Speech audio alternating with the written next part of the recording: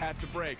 Now, the second semifinal is a rematch of a semifinal from a year ago. Gino Auriemma and UConn were the #1 seed in the entire tournament, and the Stanford Cardinals just didn't care. Tara Vanderveer's team took them out 82-73 to advance to the title game, and lo and behold, we have a rematch, and we are delighted to be joined by Tara Vanderveer, head coach of Stanford, as she gets set for the rematch coming up. So I guess, Tara, this whole winning streak, it's all your fault, because you beat them a year ago, and now they've been on this march. Are you happy you're playing them again in the semifinal, or would you have rather tried to wait for that to go on to the national championship game, perhaps? Well, I don't spend time worrying about things I can't control. So we're excited to play UConn. They've had a great season, and congratulations to Gino and their whole team. But Stanford is ready. We're going to work as hard as we can and have a great game. Now, the teams are the same, but the teams are not the same. You're right. Candace Wiggins is gone. We have another year of maturity for Maya Moore, and there's been a big difference in your big post player in Jane Appel. Well, I think Jane, she had surgery last spring. She took it seriously to get in shape. She's eating better. She runs the floor really well. And she has some help. We bring some people off the bench, Sarah Booth, Neko Gumbake, so she knows she doesn't have to play 40 minutes. You mentioned someone that I know you want to talk about. I know it. Freshman Neko Gumbake, I mean, just her maturation as the season has gone on, and what does she bring that you really feel like can help you against an athletic UConn team? Well, Neka's very athletic. She's also very intelligent. She works really hard to learn the game. You know, last year in high school, she told me, they just threw me the ball and I scored. And this year, there's a lot more to it. Understanding the game, learning a new system, going away to college. She's just doing a great job for us, and we're thrilled with her improvement, as we are with our whole team. Well, there's been a lot of talk about Gino's comment of your Stanford team and how tough he thinks they are. He thinks they're pretty tough. What do you think about that comment? I think our team is tough. I don't think you get here without being tough. I mean, you've got to make the plays. You've got to get on the floor for loose balls. You've got to get on the boards.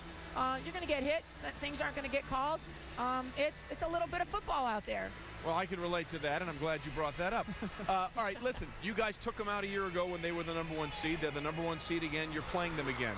What does Stanford have to do right in the second game to make sure the outcome is the same for you? Well, I think that we cannot allow them to do the things that they like to do. They like to O-board. They like to get out in transition. They like to shoot threes. Now, we can intellectually know what we have to do, then there's doing it. That's why I'm just coaching, and they've got to go out and do it. What concerns you most about this UConn team you see this year? They have good balance. They're extremely athletic. They run the floor really well. But we have to play Stanford basketball. We run. We need to go inside. We need people to hit shots. I have tremendous confidence in our team that they are going to give a great effort, and if they do that, I'll be satisfied. Listen, I'm no coach, okay? But I'm just saying, if you work that ball inside to Jane Appel, she might score for you. Well, you know, we do get the ball to Jane occasionally. Yeah, that worked out pretty well in the regional final against Iowa State. Tara, we know you got bigger fish to fry. Appreciate you being with us. Good luck in the second game. All right, thank you all for your great job in covering women's basketball. Delighted to do it. Tara Vanderveer, head coach of the Stanford Cardinals, getting set for a rematch in the next national semifinal. Well, Gino, you admitted this weekend that you weren't all that confident going into the Stanford game last year in the Final Four. How do you feel tonight? Well, I think we've done some things a little bit differently this year. I'm confident that we're going to play well. I'm also worried that Stanford's going to play great. So you always feel a sense of apprehension going into the Final Four game. Tara Vanderveer said yesterday that she thinks losing every once in a while is not necessarily a bad thing because it reminds the players how it feels. Right. When you get to this point in the season and you're still undefeated, what kind of effect does that have? Well, it depends what kind of team you have, and it depends on the individuals. I told them we don't get that opportunity sometimes to learn from our losses, so we have to learn from some wins. And now once you get here, I don't think there's anything we want to learn other than keep winning. But you can't lose on purpose just so you can learn a lesson. What will be your final message to the team tonight? I think sometimes in this game you come out a little bit with too much emotion. The adrenaline's really going. And it's important to really stay calm and stay cool and collected. Weather the first 5 minutes. That usually is how long it takes to remind yourself it's just another basketball game. Gino, good luck tonight. Thank you. Maya Moore, the Wade Trophy winner as a sophomore, who has had a brilliant season, a brilliant NCAA tournament And she and her Husky teammates will face the Stanford Cardinal in the second. A year ago between UConn and Stanford. UConn is the 6th team to bring an undefeated record into a Final Four, and this is the 3rd time that UConn has done it. Only Louisiana Tech in 1989 and 90 did not walk out of that Final Four unbeaten and a champion. Standing in UConn's way, Stanford, the same Stanford team that took them out in this exact same stage a year ago. Packed house awaits what should be a very special night. We were able to, come out and play Stanford basketball. We came out, we were confident. Beautiful three, and got into the lane and knocked it down. Wiggins, 17-footer, what a touch. 10 minutes into the game, I could sense that this isn't going well. And Maya Moore tossed it to somebody who wasn't there anymore. Nothing we did on defense disrupted their offense. The whole game we were fighting an uphill battle, trying to come back. When we got it to 1, we made about 5 of the worst basketball plays you could ever make. Wiggins got it. Once again, Wiggins out of the corner, same spot. Candace Wiggins just made everybody on the team better. She made big shots. And then when we tried to take her out of the game, other guys made shots. J.J. Holmes with a touch pass. Holmes out of the corner, what a huge three. Holy cow. Beautiful ball moving. Peterson wide open for 3, and they earned that. It was a good tempo. We went on like an eight-point run, and at that point, the clock was starting to wind down.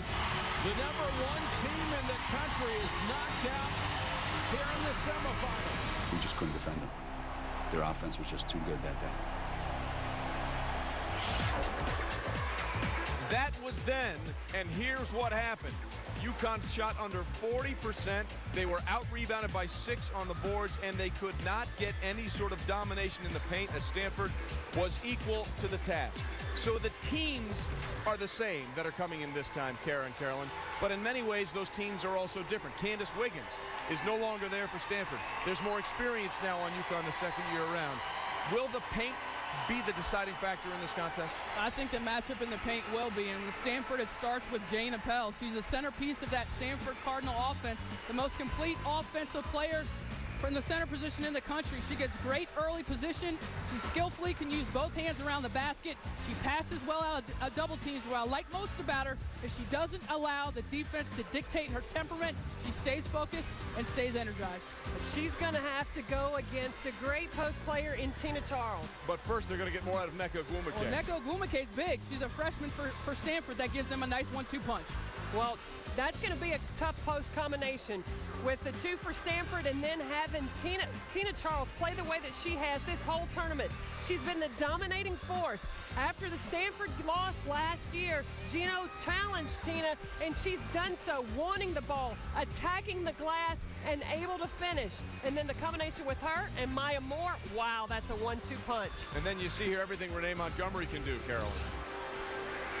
She's also been a phenomenal force this entire tournament. Well, it's her great leadership, and now she's in charge of this team. See, she's the captain now. She was a junior last year, and her team didn't follow her as much as they are right now. I also think team chemistry is huge for Connecticut and how well they're playing.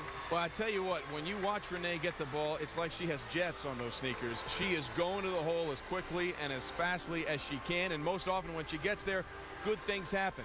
As you said, she's a senior. She's laid it all on the line for 4 years. And Gino Auriemma, who's won 5 titles, very poignant about why he wants to win another one this year. I want this for Renee because she's done everything for us that Jennifer did. She's done everything for us that Sue Bird did. She's done everything that Diana did. Everything. You name it, she's done it. And they all have 1 or 2 or 3. And I want Renee to not leave here. I don't want her to leave here without one. I would imagine Renee feels the same way. Coach, I don't want to leave without one either.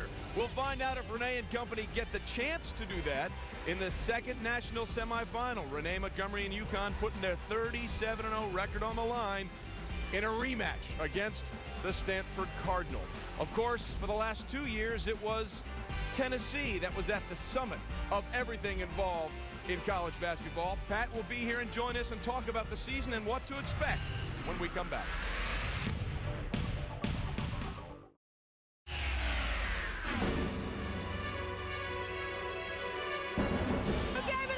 You may have to walk home today. You need to come and play your absolute best.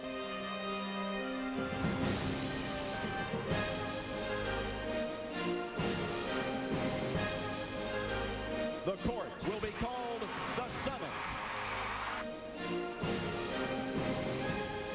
This one is over with. Pat Summit has become the winningest coach again with a 1,000 win. Well, no one is done in college basketball, men or women, what Pat Summit has done through her illustrious career. 8 times a national champion, twice the last 2 years, and she joins us now on the set. Pat, before we get into what to expect and how things went with Tennessee, your thoughts on the last play of the game there with Naisha Stevenson. Was the pull-up three the right play, or would you have preferred to see her go to the hole? Well, I think she was obviously a little deeper than I would want her to be, but at the same time, I'm sure she was just thinking about, I've got to get a shot off, and I've got a good look at the basket. Although it was a deep three, she had an open look. The cardinal sin would have been, if you pardon the pun, against Louisville to not get a shot off. This season, you reached, for lack of a better term, a summit that no one's ever reached, 1,000 wins. Yet on the downside, you lose in the NCAA tournament in the first round for the first time. So really polar opposites for you. How would you describe this season? Well, Trey, I think I have to keep it all in perspective. Obviously, we were disappointed when we lost to Ball State in the first round, but they just brought it that night. They were a better team than us. And I think the thing that I have to realize is, and I said at the beginning of the season, every moment is a teaching moment. Right. And it's still a teaching moment. While I'm disappointed, we took an opportunity to go back home and go back to work. You know, and some people are like, why are you doing that? Well, not for punishment, but for opportunity to get better. Kara knows that. Yeah, she was talking about it. She's like, man, I don't want to be at that practice. She said that for sure.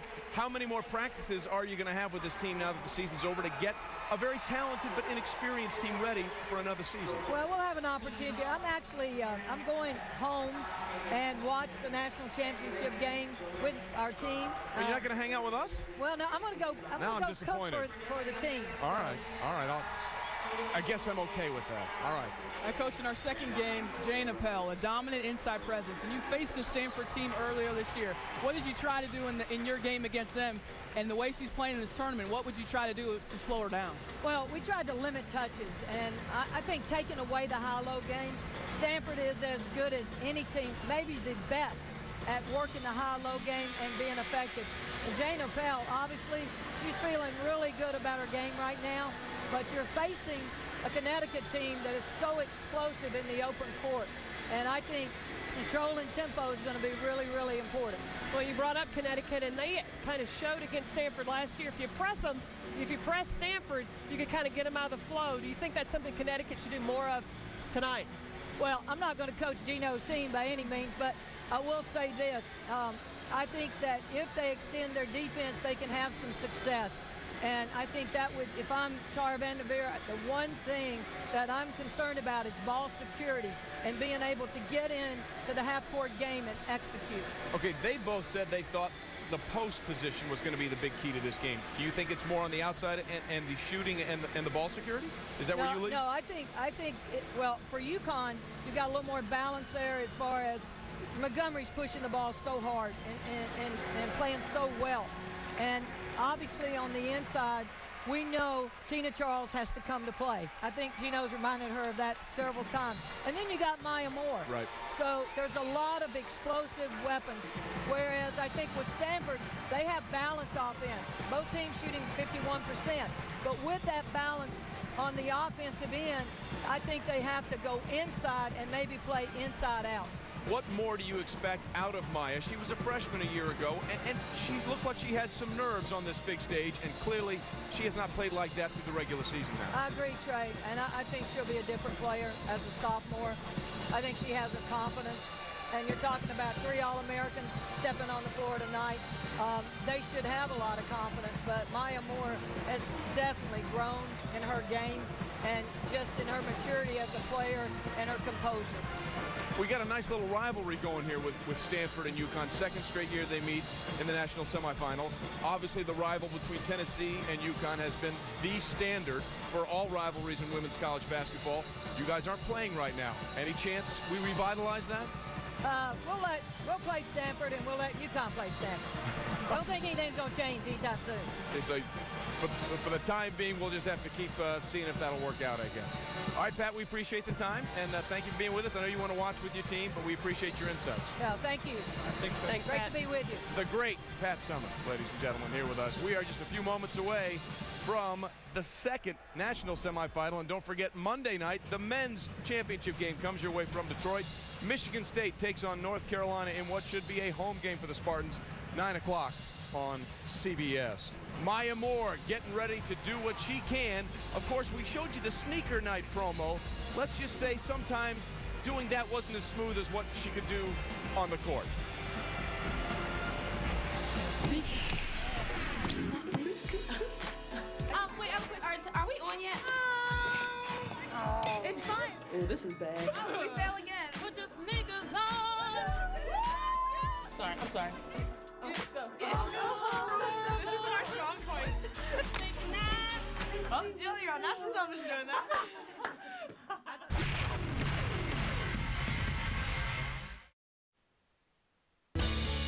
Tina Charles, junior center from Queens, New York. I am an eraser. I am the last line of defense. I am a dancer. But most of all, I'm a Husky. That's what I am. What are you? I'm ready for the second national semifinal. Tina Charles and UConn getting set for a rematch against Stanford.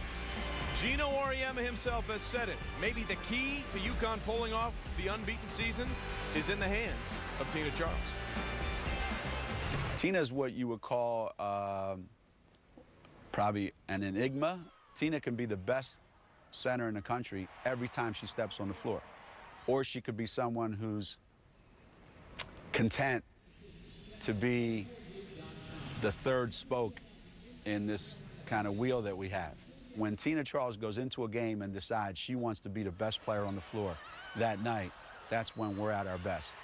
If anybody out there wants to know what the key is to Connecticut winning the national championship, I would tell you is 6 games from Tina Charles where she plays like she's the best player in America, and then it's no contest.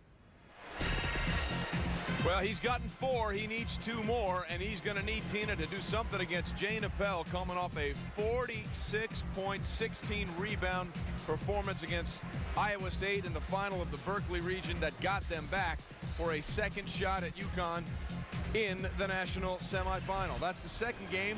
First game, Jane Appel, there she is. Again, what to expect in that matchup between these two post players that are both so pivotal to their team's success. That's the late game. The early game, Very much. UConn undefeated, and Stanford is the team that upset these same Huskies in last year's national semifinal. Underneath those storylines, it's even simpler. 2 great programs battling for a place in the national championship game.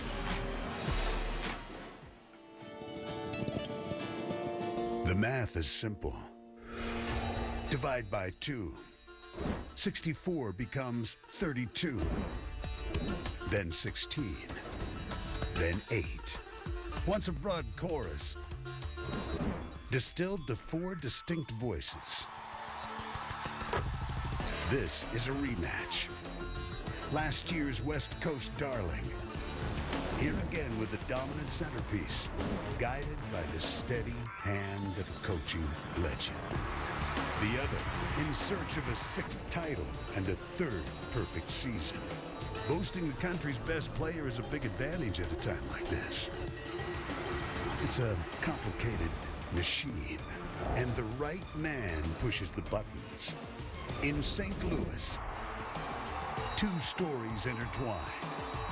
Only one will continue. The sellout crowd here at the Scott Trade Center in St. Louis still buzzing about game number 1 and a great Louisville comeback, but they're anticipating perhaps even a better game in game number 2. The number 1 and number 2 teams in the country to meet in our second national semifinal. Louisville advanced with a great comeback win over the favorite Sooners of Oklahoma. They have now knocked out 2 straight number 1 seeds. UConn and Stanford set to go in game number 2. Good evening, everybody. Mike Patrick, Doris Burke. It is great to have you with us from the National Championship Tournament in St. Louis. This is a rematch of last year's semifinals, and Stanford won that ball game. In fact, they're the last team to beat Connecticut since then. The Huskies have won 37 in a row. Do you see a difference from these teams from a year ago? Well, I think for Connecticut, if you ask Gino Auriemma, there is a fundamental trust level and a single-mindedness of purpose that this group has that last year's didn't. And I think he is a coach that has a great feel for his presence. He looks very confident. All right, who's your star watch for this one? Well, Jane Appel is a dominant low-block player. She is equally effective, Mike, with either her left or her right hand. And not only can she impact the game with her scoring, but she can impact it with her passing ability. For Maya Moore, well, she's a game changer. Quite frankly, the best player in college basketball. A rise and fire ability in transition and athletic ability that will string together many runs for the Connecticut Huskies.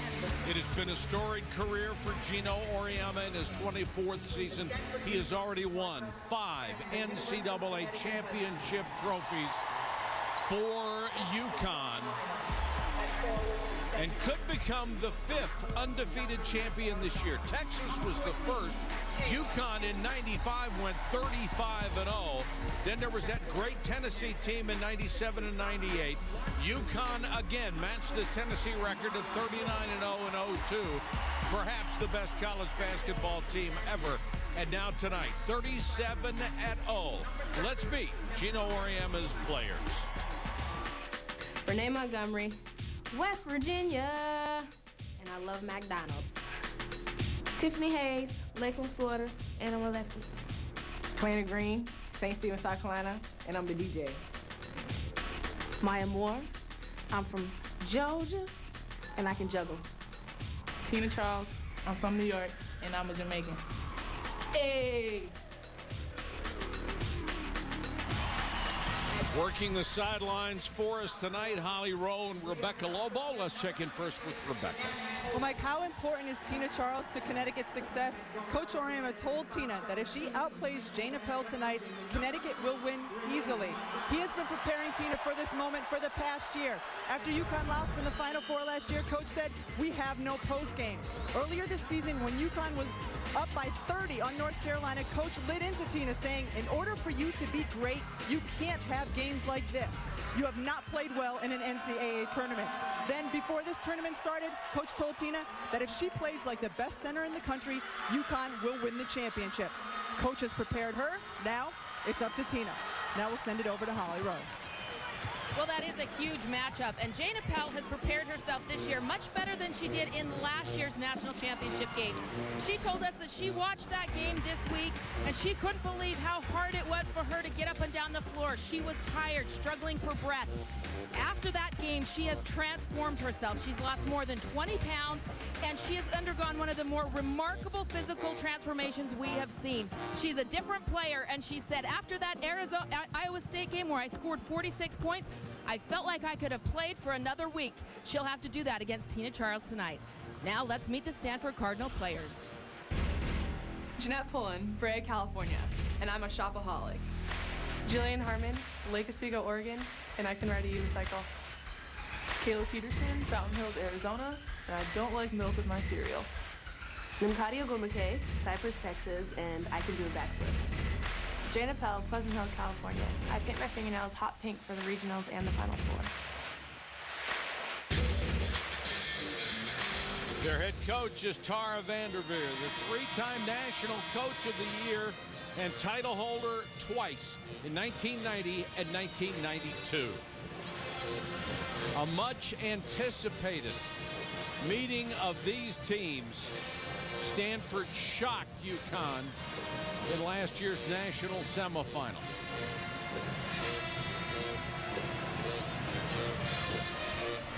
The officials tonight, Bruton, Barlow, and Grinter. And Appel to jump center against Tina Charles. UConn basketball and the senior Renee Montgomery, the great point guard, starts off with possession. She'll work in the backcourt with Tiffany Hayes. Long three to start the game. What a bomb by Hayes, who's a 36% long-range shooter. That was well beyond the line. And a nice pass by Jane Appel as Stanford gets an easy bucket inside. Montgomery quickly back down court. You don't think these are bad shots because UConn leads the nation in scoring, 84.2. They shoot when they get a chance. Well, Renee Montgomery and Maya Moore have the green light from Coach Gino Oriam. An early foul here. But this is Connecticut in the open floor or in transition. And this off the half-court option with Tiffany Hayes. She was deep in three.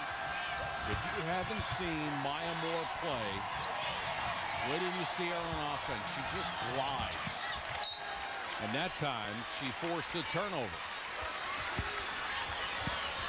As a sophomore, she was decorated as the best player in the country with the Wade Trophy this week. Now, generally speaking, people try to force somebody other than the big three to beat them. Sweet. The big three for Connecticut. Renee Montgomery, Maya Moore, Tina Charles. Great pressure out front by Renee. Montgomery gets the steal, goes for the layup. Connecticut is the kind of team that can just dominate from the very beginning. Appel, who was hanging out at the other end of the court, the beneficiary of the fast break. You can tell both teams love to transition. And I get the sense that Renee Montgomery does not think Poland is the kind of handle necessary to handle her heat. Hayes with a three. Offensive rebound to Maya Moore. The follow, Kalena Green.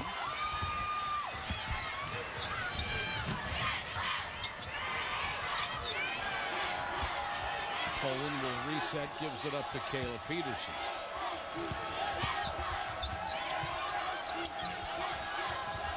Poland feeds low, and the pass too strong for a Blumake.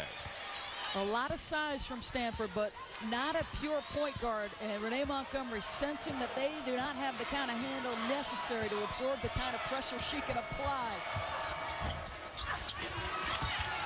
Peterson with a rebound. Poland kicks it ahead to Harmon. And Harmon with a 5-footer from the baseline. No. Montgomery always has her head up, tries to run her. No, and Appel with another rebound.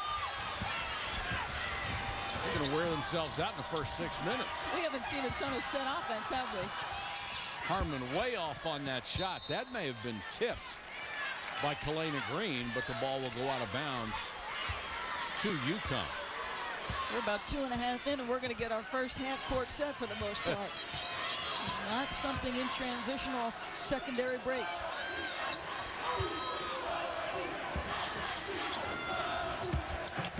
UConn with a 7-4 start. Green in the lane scores over Peterson. Yeah, they've got good slashers, and Green is one of those. Her mid-range game is excellent.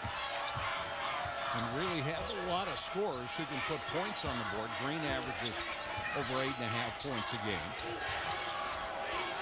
Appel wanted the ball in the lane. They didn't get it to her. Now they do. She's equally good with both hands. Missed that one, though. Harmon had a hand on the rebound, but lost it. Montgomery comes back. Slices right through the defender. You simply cannot allow Renee Montgomery to get ahead of steam to the rim. Poland back the other, or excuse me, Appel back the other way. Montgomery has that one knocked away. Good defense by Agwumake. Gino Auriemma recruited Renee Montgomery because of her leadership skills. He said, when her eyes are big, I know good things are going to happen. She has been in the attack mode from the opening tip.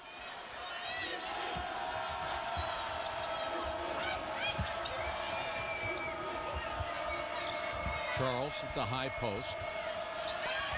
Maya Moore for three. Appel came out with her, tried to get a hand in her face. But Jillian Harmon is being allowed to hook Tina Charles every time she's trying to post up.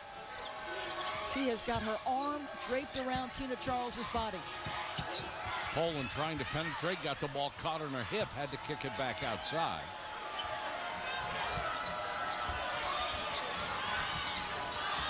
Rosalind Gold on Wude is in for the first time.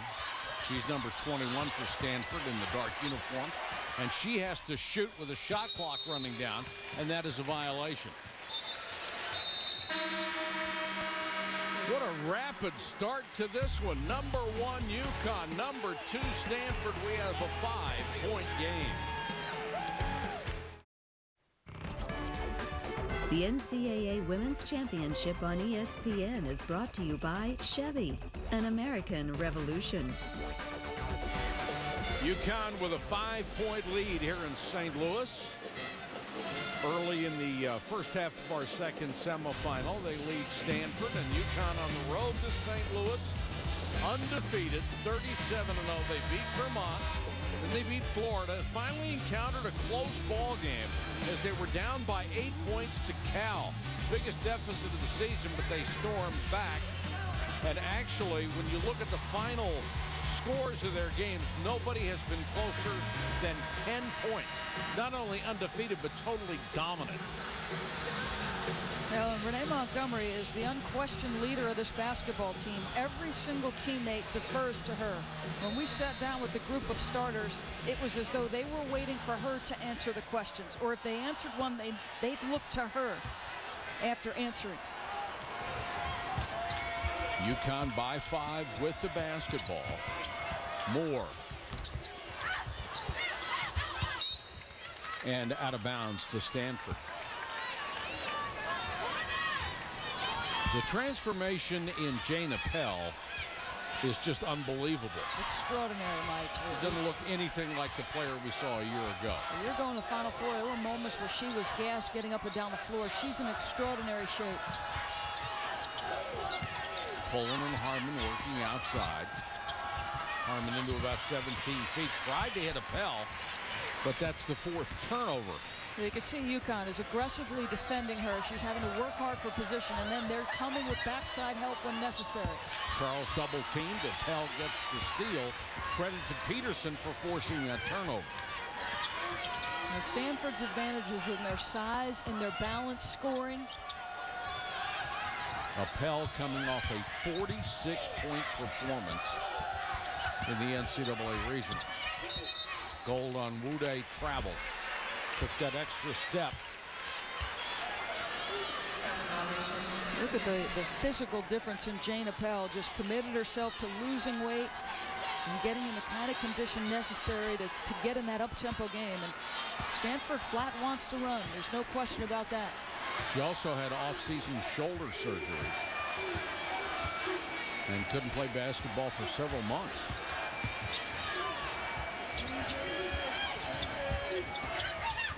Get it low to Charles. Can't convert. And look at Appel hustle down court. She was the first one down there. Get her the ball in the double team. Peterson kicks it into the corner. Poland, a brick of an air ball. And she's a 38% shooter. I think the nerves are flying high here early. Well, she's made 83 three-point shots. That stroke didn't look like that, Mike.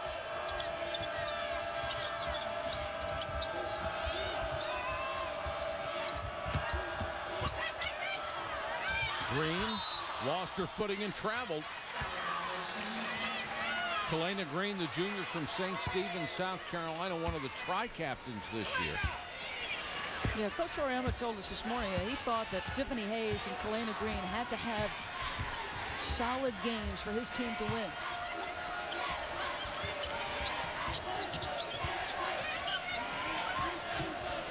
Tina Charles doing a nice job. Look at where Appel catches simply by Tina doing her work early.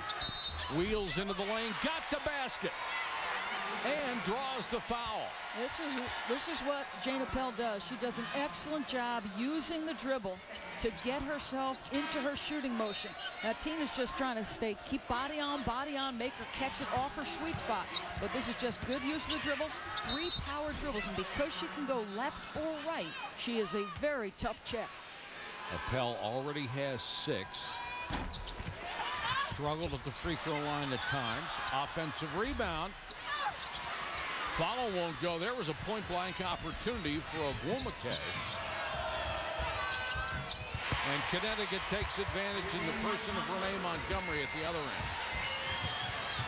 So dangerous, so explosive in the open floor. Your first job against Connecticut is to take them out of their transition game.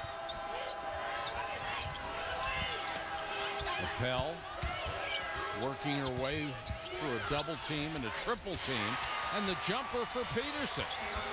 I like Peterson's game. She has got a very solid pace about her. Pac-10 Freshman of the Year a season ago, averages 14 points a game. Excuse me, 10.8 points a game. Maya Moore.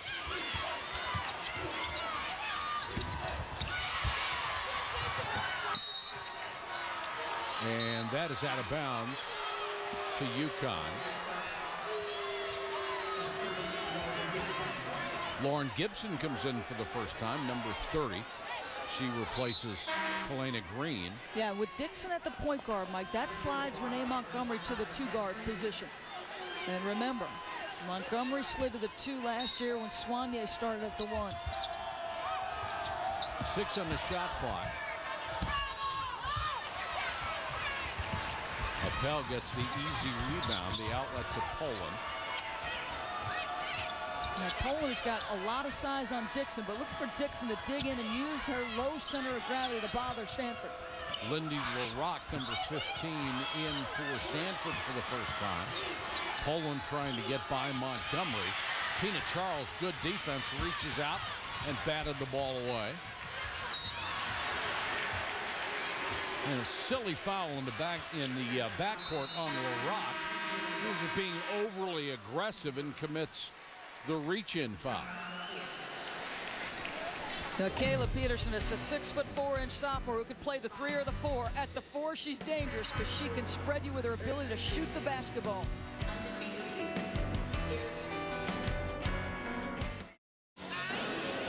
Rebecca Lobo has been tweeting all tournament long and continues to provide real-time behind-the-scenes access here at the Final Four. Follow her at twitter.com. Go to Find People and search Rebecca Lobo and check out her blog on ESPN.com. Okay, her blogs are always entertaining, but knowing she's sitting behind Coach Auriemma, somehow I think those blogs might be even more entertaining. Now look at Connecticut. This 3 of 11 field goal shooting, I think it's because they're rushing. And the only time this team gets itself in trouble is when they try to do things too quickly. Boy, Pell really took a hard fall trying to get to that rebound. Looks none the worse for it right now.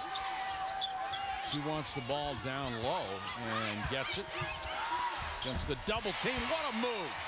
Jane Appel over one of the best defenders in the country, Tina Charles, and made it look easy. Appel has 8 of their 12. Again, I think this is too quick shooting the basketball here by Connecticut.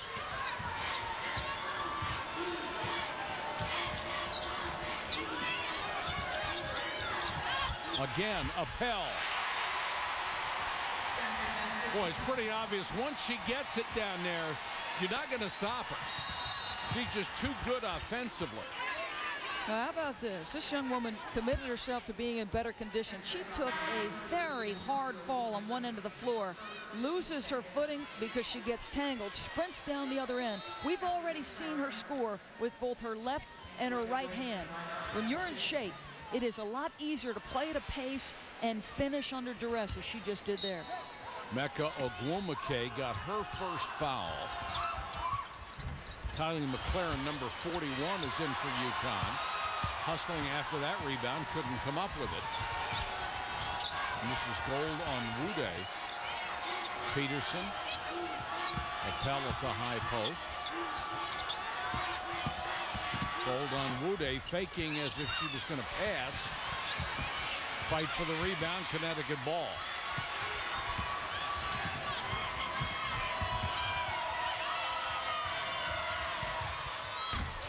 Montgomery knocks down the wide open three. Good pass by Dixon to find her. She is such a good three-point shooter. Now when you slide her to the two, she's not handling the basketball. She's simply getting up the floor as quickly as she can and getting into her shooting motion. She's been in double digits in every NCAA game so far. Connecticut coming with a smaller lineup. They're giving up size at virtually every position. But Renee spacing the floor with that three-point shooting ability. McLaren picked up the foul, her first.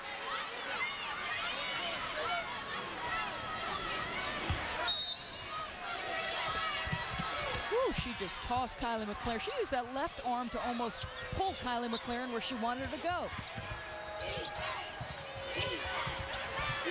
Harmon being bothered by Montgomery. Appel gives off to Poland for three. Nearly an offensive rebound, but Dixon back the other way. She's got some quicks, but missed the shot.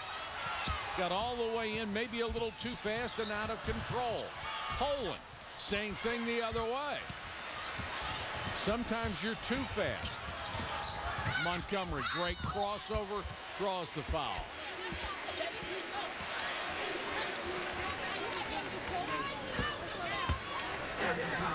Thursday at 5 Eastern on ESPN2 HD, we'll have the Frozen Four from Washington, D.C. Bemidji State and Miami of Ohio face off in the first of the night's two semifinals. Live stats and game recaps from all rounds of every championship. Just go to NCAA.com. It is the home for all 88 NCAA championships.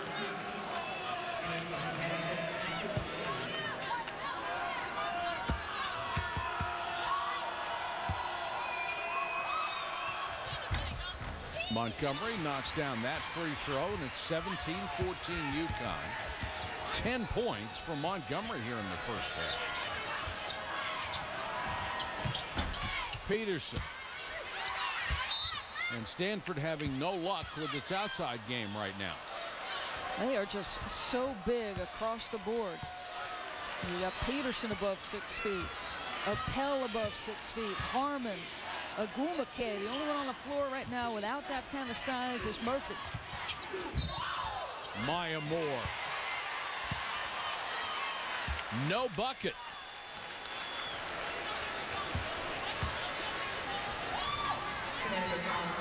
And the foul's going to be on Tiffany Hayes for an illegal screen. It just feels like they're trying to do things too quickly. Wow, a little bump. Montgomery out on Murphy and forces the turnover. You just can't be yo-yoing a dribble in front of Renee Montgomery. She'll make you pay for it. And that is the 8th turnover in the first half. It is her will right now that is leading this basketball team. She has come out with aggression on both ends of the floor. Beautiful drive. Layup will not follow. Boy, UConn is getting some great looks without a result.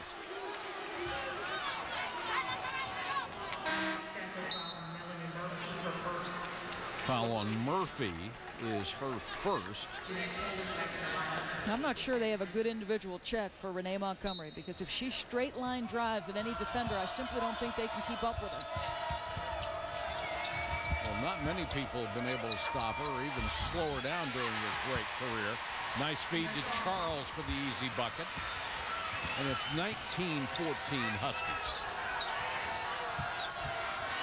Appel calling for the ball, gets it. Powers her way in against Charles, couldn't hit it. But the follow is good by Agumake. You see, they are such a dominant rebounding team because all of those big bodies trying to carve space, active feet, relentless. Montgomery is carrying the offense right now. Renee Montgomery with 13 points, and Appel trying a touch pass. Thought she had a teammate there, but she wasn't in the right position, and Jane Appel turns it over for Stanford. Connecticut in transition, led by Renee Montgomery. Either she's scoring or she's getting it to her teammates. She's got the green light. She's making good use of it.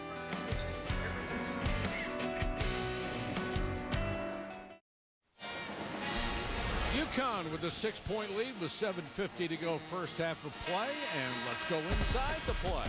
Well, Connecticut's game plan is to come with backside help against Jane Appel, but if you come late, this young woman is such a gifted scorer around the rim that she's going to make you pay. And she is equally as effective either scoring the basketball or passing the basketball. If Stanford would stop turning the basketball over, they'd be in pretty good shape. They've got 8 turnovers. And Connecticut has 9 points off of those 8 turnovers. And that's the difference.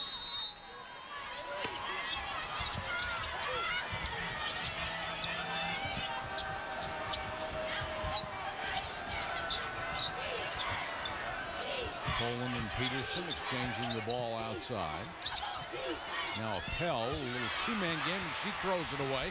The ever-present Montgomery right there, pull up 13-footer and got it.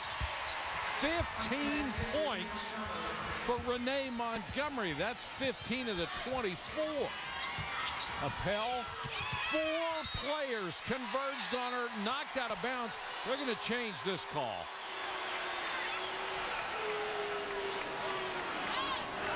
At least one official saw it far differently. Hard to imagine you had 4 people around it. You were the last one to touch it. That's right. Yeah. It looks like they're going to stay true. And Gino Auriemma really he pumped in his fist after they got that turnover. He liked that effort, that convergence on Appel.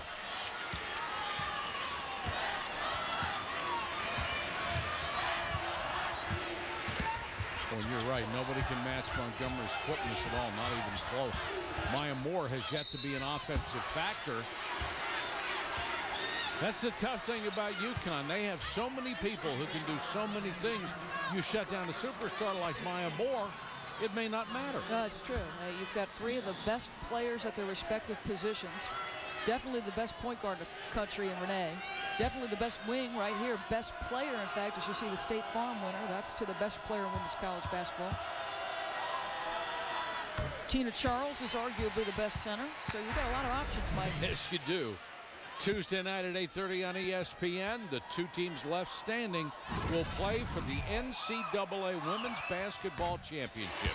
Will it be UConn or Stanford out of this game? They will face Louisville, an upset winner over Oklahoma in game 1 of the national semifinals.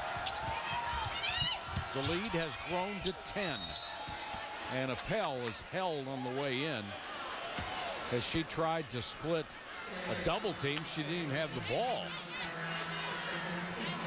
And that's 2 on Tina Charles.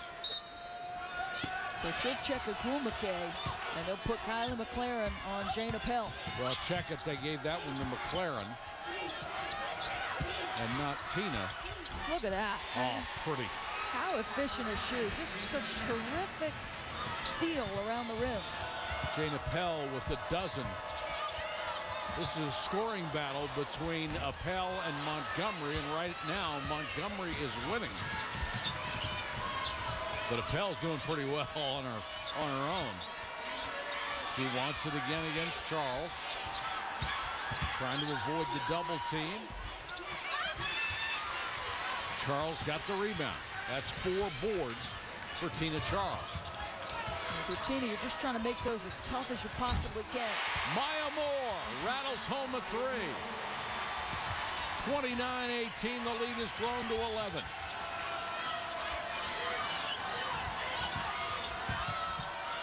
Peterson, baseline, missed everything. Agumake can't get it away from Charles. And here comes Montgomery. Lost the dribble, had a slight advantage there. What a crossover. How about that for room service? Kylie McLaren had the ball drop right in her lap, and she knew what to do with it. Tara Vanderveer is giving an earful to the official. She is hot. Renee Montgomery continues to make aggressive, assertive moves to the rim. That is a tough shot, but they can't come down with the rebound. Kylie McLaren to clean it up. One of the things you can't teach, speed and quickness, and Renee Montgomery has both of them. Yeah, they're going to play to their strengths. Their athleticism is their advantage against a taller Stanford team. Now, Stanford is pretty athletic, but you see the pressure of Renee Montgomery out front. She has given up some inches, but no heart. That is just a tough-looking drive. She wanted to make sure her team got out to a terrific start. And she takes it into her own hands. And inside or out, she's making plays. She is on Connecticut's all-time lists everywhere. Scores, steals, assists. 1,500 points, 500 assists.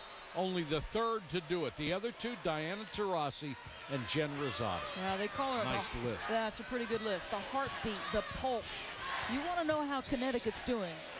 Get a sense for how Renee Montgomery is performing. Stanford had a 14-3 lead since then. UConn has reeled off a streak of 18-4 against Stanford.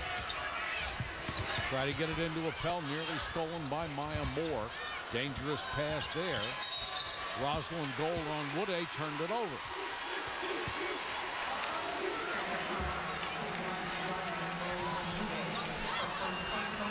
Now they're going to call her for a foul instead of the turnover. That's her first.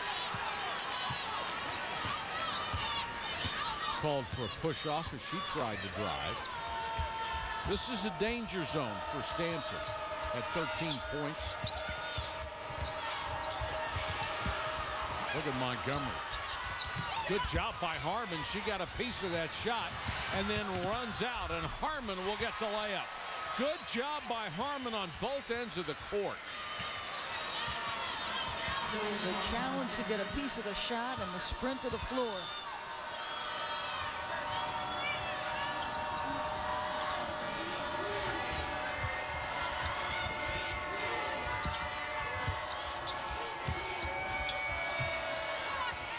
Green wide open at the baseline. She looked around for a second. There was nobody there. Must have thought, why not? That's her specialty. She is sensational in the mid-range. Endured the knee injury, had to work her way back, and just getting back, I think, athletically to where she was. Harmon goes to the baseline, misses the runner. Maya Moore had it taken away, and we've got a tie-up. Possession arrow will give it back to Stanford. Timeout on the court, only 3:56 to go in the first half. UConn by 13. UConn has won the national championship. Connecticut has done it. 39-0. Connecticut is perfect. They did it.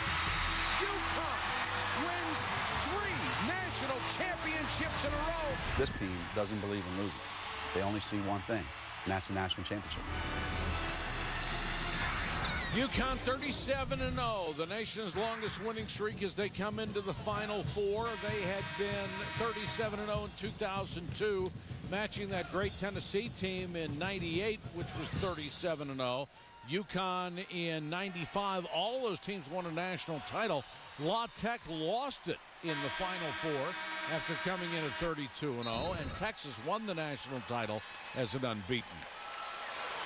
Had a little 5-0 in that highlight. Rebecca Lobo getting things started, the first national championship at the University of Connecticut. Poland inbound. Under 4 minutes to go in the first half. The lead is 13.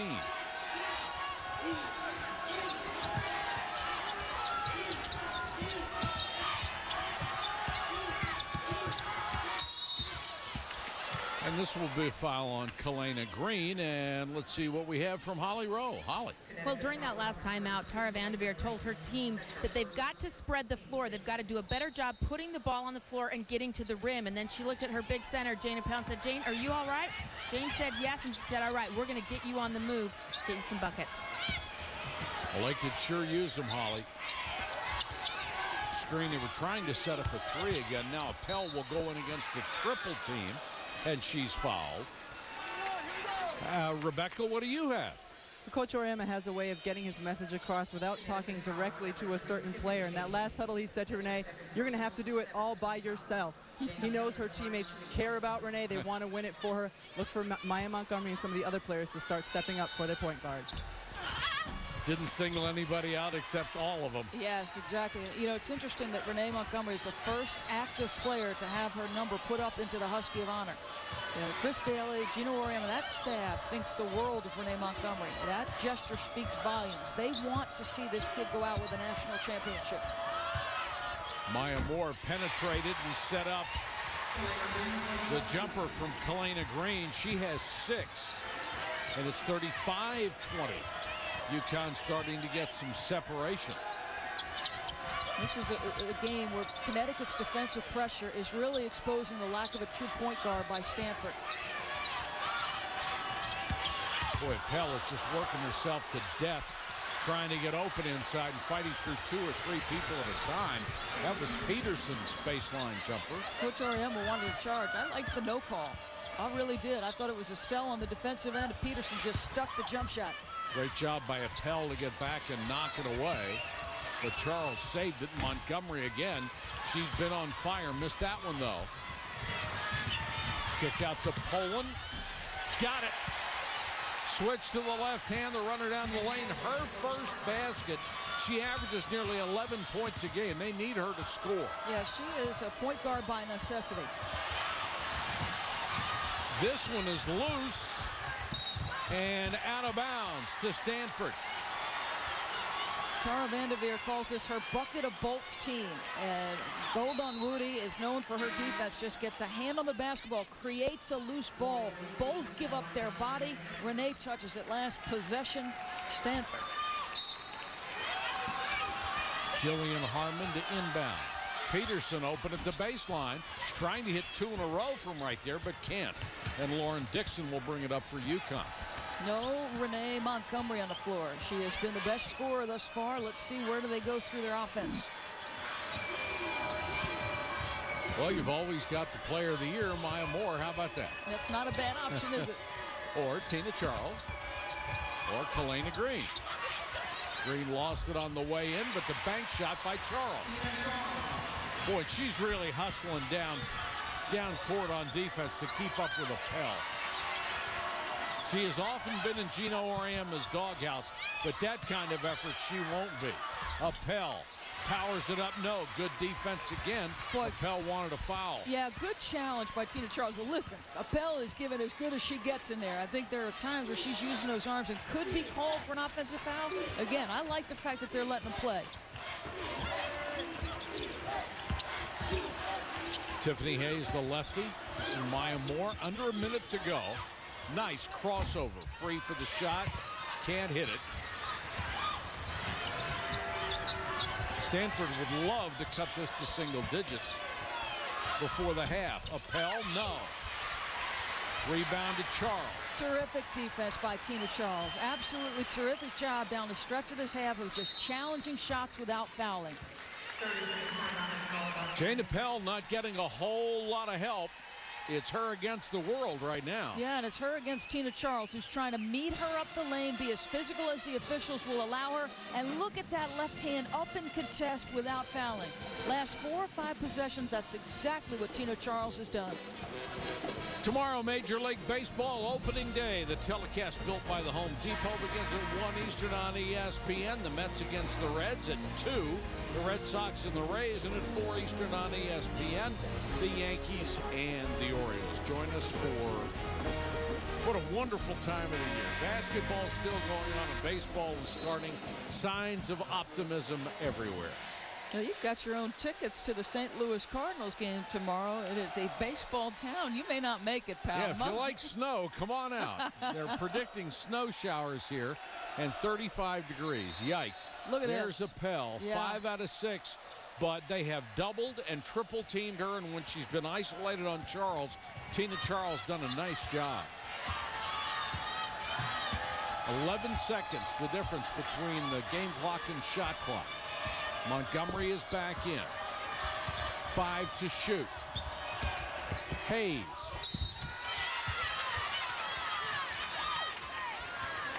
And that's going to be a charge on Hayes. That would be 3 on the freshman from Lakeland, Florida.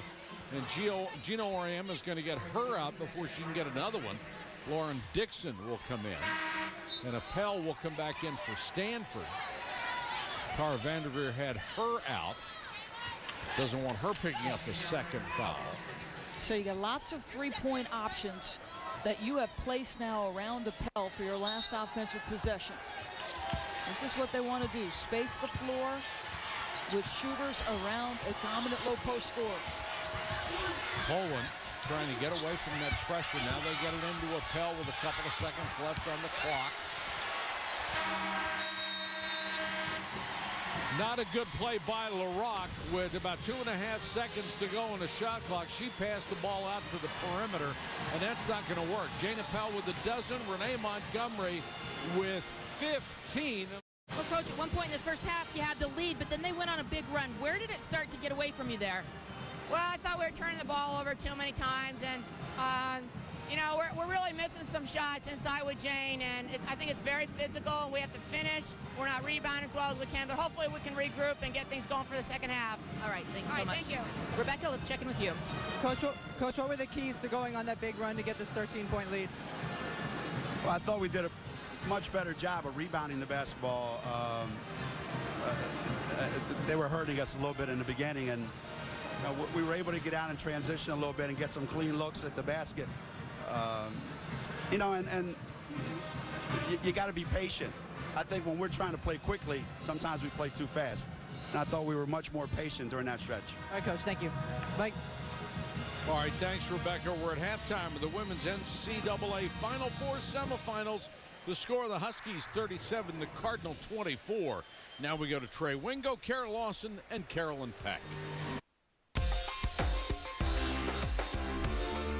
If you could be me for one night, could you live your life under lights, lemonades, cameras, ice, 4 a.m. morning flights.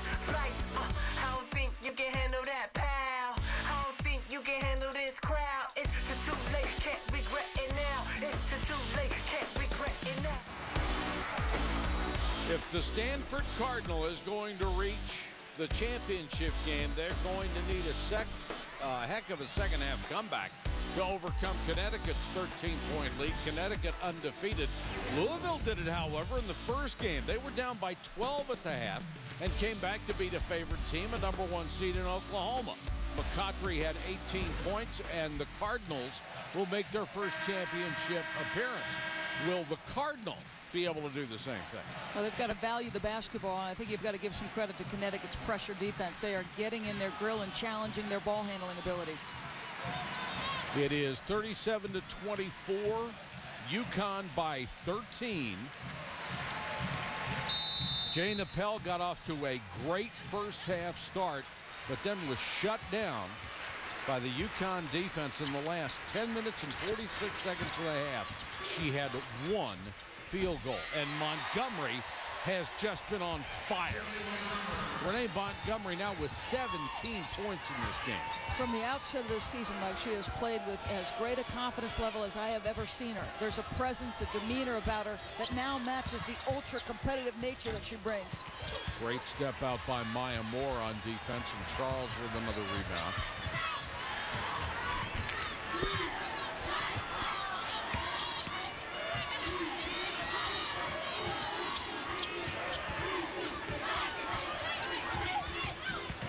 Montgomery backs out. Moore will try a three. Sometimes they just make it ridiculously easy looking. Of course it isn't. Peterson to Appel, 42-24, the biggest lead of the game.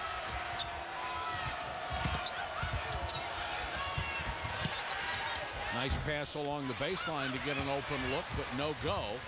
And Montgomery on the run. Had Moore on the wing and fed it to her perfectly. And the Wade Trophy winner missed the chippy. Renee is relentless. She is not letting Stanford breathe in transition defense. Take a look at our Home Depot coaching adjustment. Well, what do you have? Kara Lawson speaks and we listen.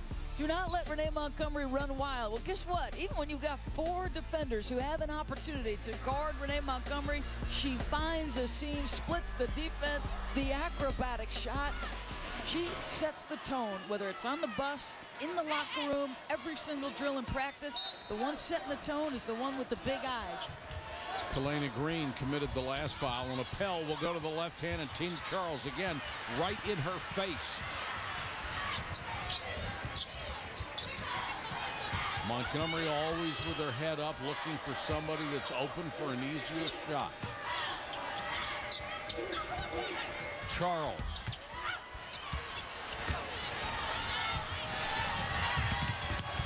Stanford trying to run, and Montgomery will commit the foul on Jillian Harmon. It's only one on the senior from St. Albans, West Virginia, and it will send Jillian Harmon to the line. Made second team All Pac-10 this year and missed the first free throw. These are points that Stanford can ill afford to give away. They have to make everything they see from here on in as good as UConn is, and she missed 2 free throws. This is not a team that has a great ability to play from this deficit. Yes, they have size, but they're not a pressure basketball team. They're not a get out and trap and create turnovers by people cheating up at the passing lanes. This is on that last graphic, Jane Appel is carrying the scoring load. She's not getting any help from anybody else. No, and this is one of the things that we talked about is their balance. 4 double-digit scores. The next one is Jillian Harmon, and she's just underneath 10 points. Appel committed her second foul, and Tiffany Hayes will go to the line. Made the all-freshman team in the Big East.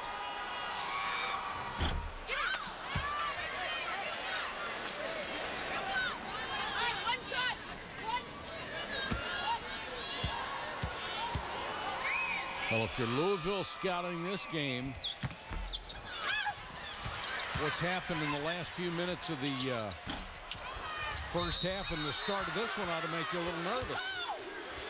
Well, there's the athleticism of Maya Moore, and she is a game changer with rise and fire ability that's as pretty to watch as any in the country. Watch her get up off her feet on the weak side of the glass and take contact and almost complete the three-point play. And Appel quickly picked up another one. That's 3.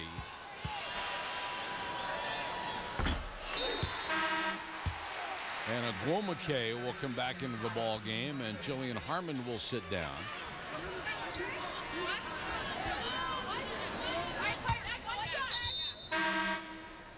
Are they going to sub Appel out? Yes, because of that third personal. They'll give her a few minutes. I think a few might be stretching it. How about 1? Sarah Booth comes in her place, a 6'5" freshman from Gurney, Illinois, but Jane Appel is the player that carries this team offensively.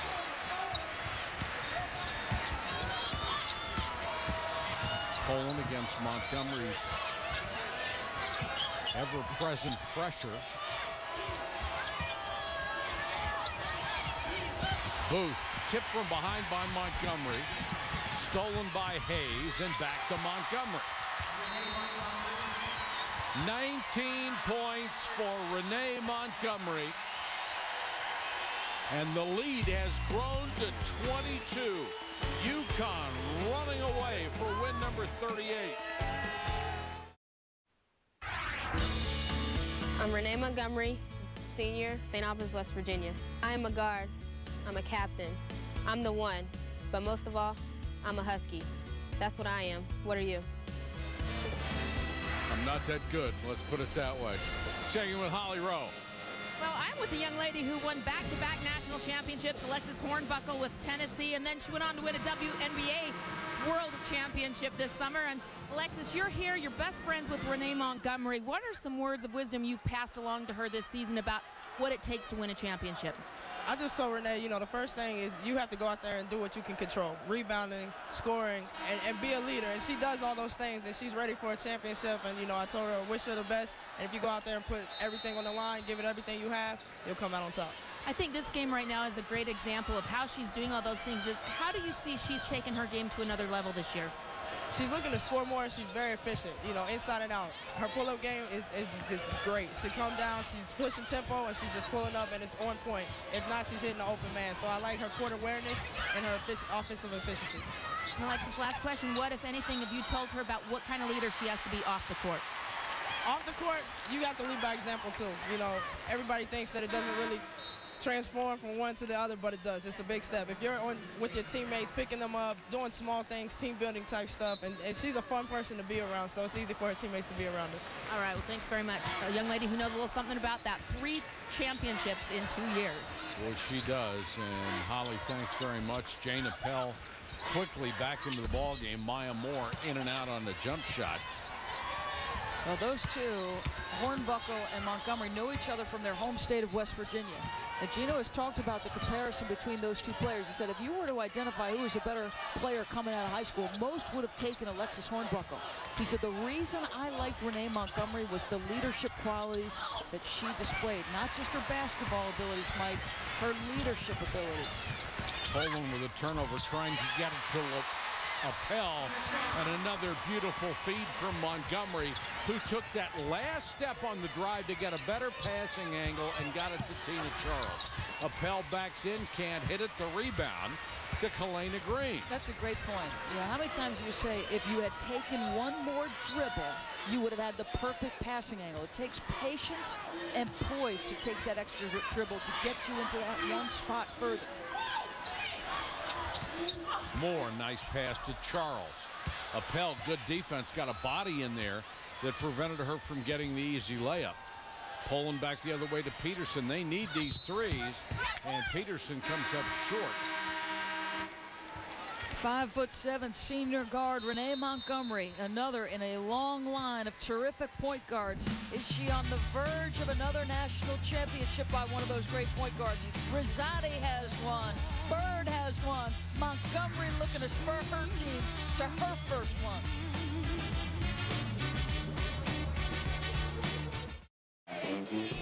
Stanford has worked its way into a major hole. They're down 48-24 with 15:43 to go for the right to play for a national championship. Since 1999, watch the dominance of the Central and Eastern U.S. in the women's Final Four. Stanford, twice since 1999, the only team west of Waco, Texas, to make it into the women's Final Four. Extraordinary dominance on that side of the country. Tara Vanderveer has, of course, been the standard bearer from the West Coast. She's got 2 national titles, 1990 and 1992.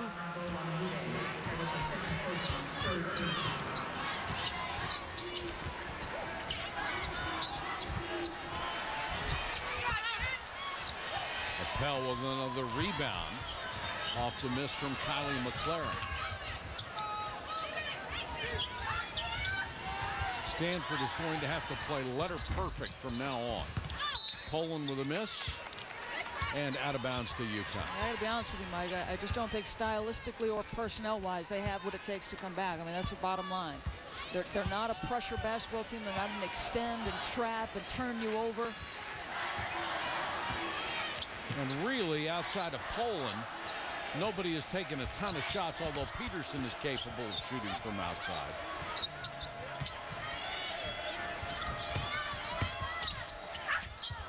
Montgomery has that block. Maya Moore gets it back and gets the follow off the glass. Just so smooth. And the lead grows again to 26. Sometimes it doesn't even seem like she breaks a sweat, Maya Moore. No, but it is nice to watch. She is just a talented athlete.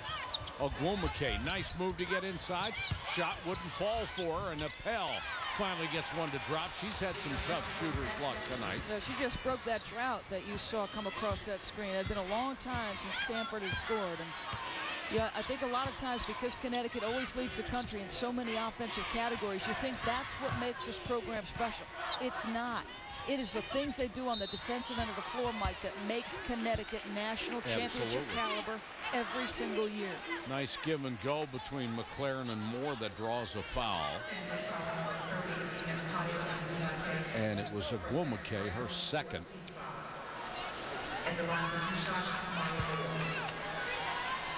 Maya Moore was the first freshman in Big East history last year to be named the Player of the Year.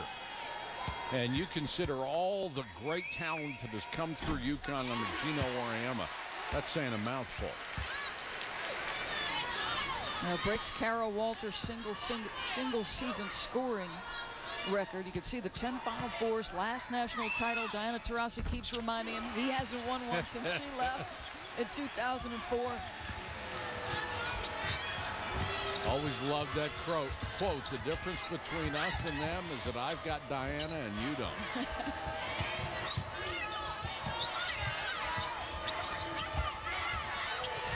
Ogwumike can't get it to fall. Stanford has gone stone cold again, partially because of that UConn defense. Boy, Montgomery has just been sensational.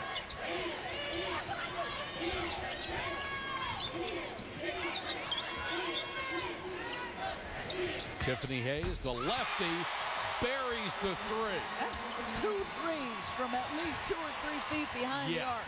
She gets annoyed if people don't check her. 55-26. Poland. Goal on Wude. Appel. Got it. She's playing hard. I respect yes, she that. is. I'll say this about Stanford. They may not have the personnel to make the comeback, but they're not going to quit. This is a program like Connecticut. Wow. Hayes, go ahead.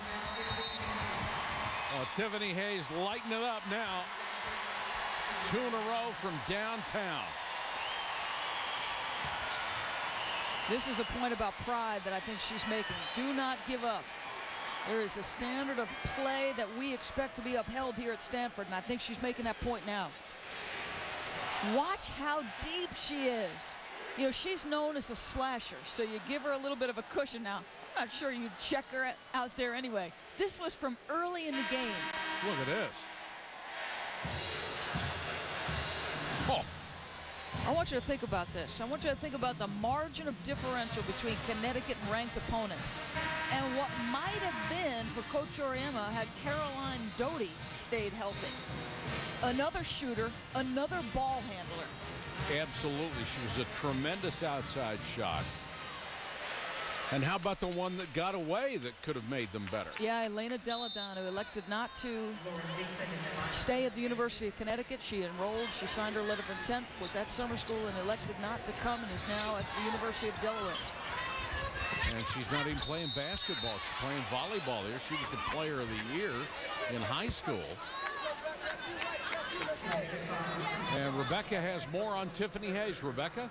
Guys, you see those deep threes reminiscent of the other player who used to wear number 3 for Connecticut, Diana Taurasi. Tiffany Hayes told Coach Auriemma she would like to wear number 3.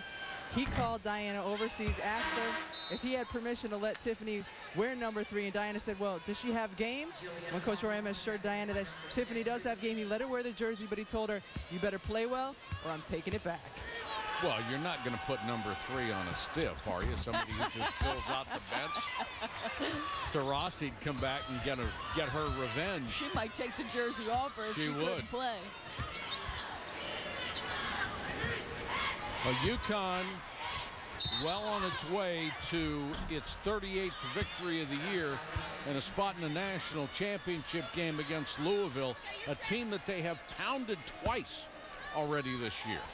Big East final game, it was 75-36 Connecticut. Now, in Louisville's defense, they had a double overtime game against Rutgers and a grinded game against Pittsburgh.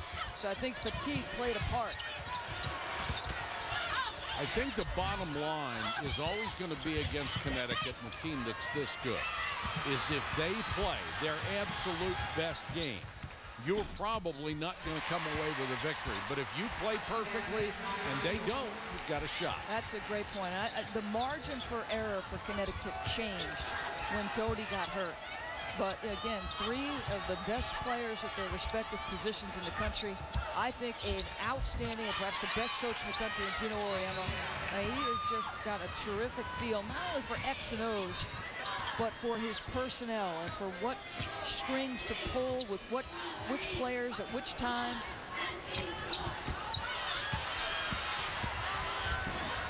Poland ahead of the pack and gets the lay-in.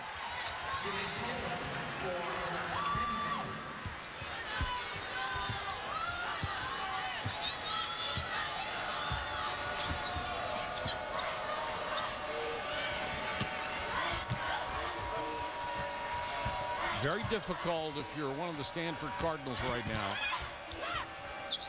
Pride or not, it's tough to play in this kind of condition. Timeout on the court. The lead is 27. The Huskies have been unstoppable. I'm the leader of the crowd, and my game is really slick. I'm unstoppable. Save your pig for tomorrow when I'm smashing like a ball in the club on the news. And Louisville will take on either Stanford or UConn in the title game, and with every second that passes, it looks more and more like it will be UConn. Hope you join us for that on Tuesday night. 8:30 Eastern is our start time.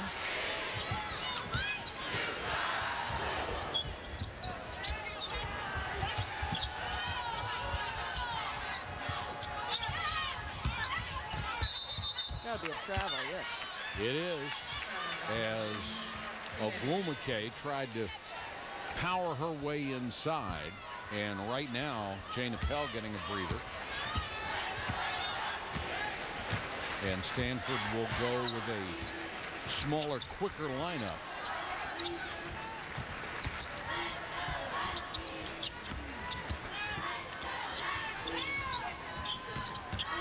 Montgomery slashes inside and scores. Renee Montgomery, sensational game, 21 points in the tournament. She had 19 against Vermont, 25 against Florida, 13 against California, and 22 against Arizona State. Well, they're just managing the clock, and she managed the first half tempo by being aggressive, assertive. Now they're using clock a little bit. She understands it's approaching 10 on the shot clock. She attacks the rim and gets a quality shot. Could have been an N1 situation. Tina Charles picks up her third, as Maya Moore will get a rest. You wouldn't think foul trouble would make any difference for UConn at this point. Peterson knocked down the free throw.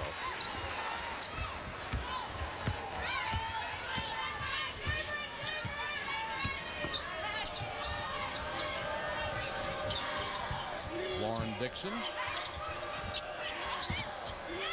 sophomore backup point guard, and that one's thrown away by Kalena Green. And Gino Auriemma is up saying, that's not what we want. We want the opposite of that. Well, you know, it's interesting because the open for Rebecca Lobo tonight was Coach Auriemma coaching Tina Charles up when they were up 30 on North Carolina. So it matters not the score. They play to a certain standard regardless of that. Appel back into the game, and Gold on Wude has a shot out of the corner and buries that. Well, you know what coaches always worry about? If you make a fundamental mistake in a game like this, you might do it 2 nights from now when it's for a national championship. That's exactly so they're right. always staying on somebody's back about you got to do the right thing no matter when if you're out on the court. Just like Montgomery as she rips a three-pointer home. 24 points for Renee Montgomery. This will be a semifinal she'll remember. Appel. And she will draw a foul. Got to hand it to Jane Appel. She's playing her heart out. Let's go to Rebecca Lobo. Rebecca? Well, guys, to your point, in that last huddle, Coach Auriemma coaching his team the same way as he was in the early in the first half when it was a close game. She's saying the big kid has 3 fouls and we haven't made an attempt to attack her. We still have to hit the offensive glass. He said this is no time to take a break mentally. Keep the intensity level up. We don't want to let them make a run on us. Guys, I've heard it from the Connecticut players time and time again. They play games possession by possession. They've been in this situation many times all season long where they're blowing teams out. It's not good enough for them. Rebecca, you played for Gino Auriemma, and like Tina Charles, you were sometimes early in your career in the doghouse. You said something really interesting last night at our production meeting about the first couple of years that you played for him. Could you share that with us? Well, I think it takes a really special player to understand how to play for him your first couple of years. And I think when you're a junior, you really grow up and get it. But to get to that point isn't easy. Your first 2 years, a lot of times you hate him, you call home, you complain to your parents, you talk about transferring. But when you finally understand what he wants to get out of you, you have a chance to become a champion. And then when you look back on it, you can really appreciate it, can't you? Absolutely. I get a lot more laughs when I'm in his huddles now than I was when I was playing. Jane Appel goes with the left hand, can't score. I think rare is the player, Mike, who comes in and is able to endure his persona without blinking. Svetlana Abrosimova and Diana Taurasi too, but look, he has now passed Pat Summitt in terms of career winning percentage. 85%. Whoa. And just to give you some sense, and I played and coached against him, when he took over Connecticut, they were a gimme every night in the Big East Conference. There were only 9 schools, but they had not had a winning season prior to his arrival. This is a program built from scratch. Boy, built is the right word. They are at the pinnacle of college basketball. They have been since a couple of years after he arrived on campus, and he and Tennessee have had some remarkable battles over the years. And Gino Auriemma is not about to stop coaching just because this game is pretty much out of hand.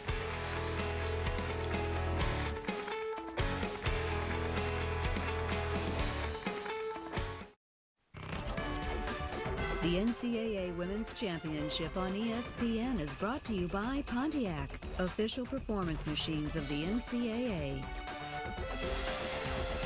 Downtown St. Louis, Missouri, and we are 2 days away from our national championship game and only one team away from knowing who's going to be in it.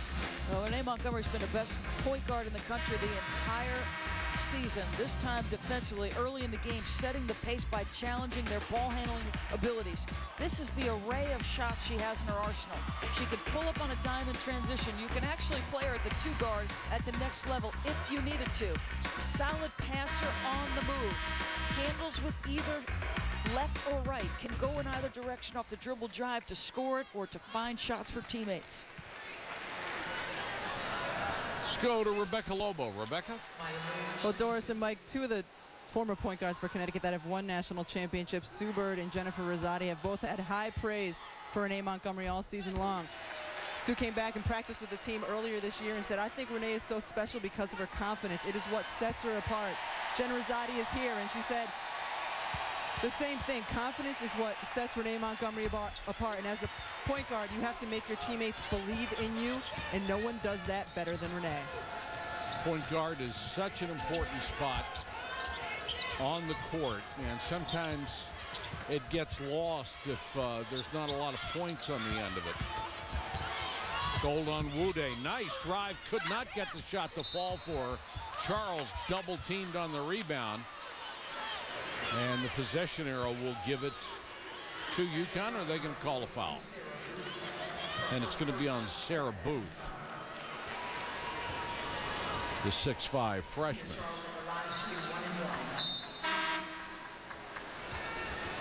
Stanford with 43 points, Montgomery and Moore. Just the 2 of them have outscored them by a point. And you just get the feeling if it hadn't been Montgomery and Moore, it would have been 2 other UConn stars. You know, Tiffany Hayes had 28 in a NCAA tournament game. Kalena Green was sensational in the Big East tournament, made the All Big East tournament squad. King Charles had 32 against Florida in the tournament. Exactly. I mean, there's a ton of offensive options. But I think more important than the individual pieces that are talented is a unit that is incredibly unselfish. They play for each other. They're committed and they trust each other. Appel trying to get 3 through a triple team and draws a foul. Well, if you're a post player, women's basketball used to be totally about finesse. Now it's more like the men's game. If you're a post player, you're going to get beaten up. Let's check in with Holly Rowe. Holly. Well, that is just a great matchup you're watching down there in the low post. Tina Charles and Jane Appel are battling. But, you know, they've been doing this for a long time. They've played against each other in AAU almost every summer since they were in 7th grade. In fact, it kind of was bugging Gino Auriemma. He told us earlier, Tina's too nice. She's been texting the opponent. He said, what happened to all the hate? He wants to get more of a mean edge on that one. He's got a way of putting things, doesn't he? Pretty play by Connecticut. Nice little backdoor cut and find. Gino said you grow up around Philadelphia playing ball around there, nobody is speaking to the opponent. Nobody. Well, this will make him happy with Tina. She's been in his doghouse. Well, that's a pretty find. Nice look. Appel back to the line, the Pac-10 Player of the Year.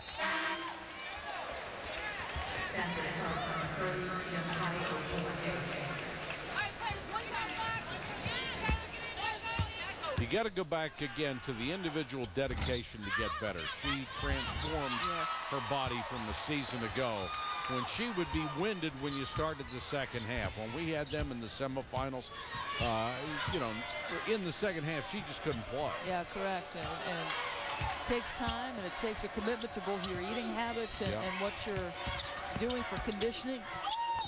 Hats off to her.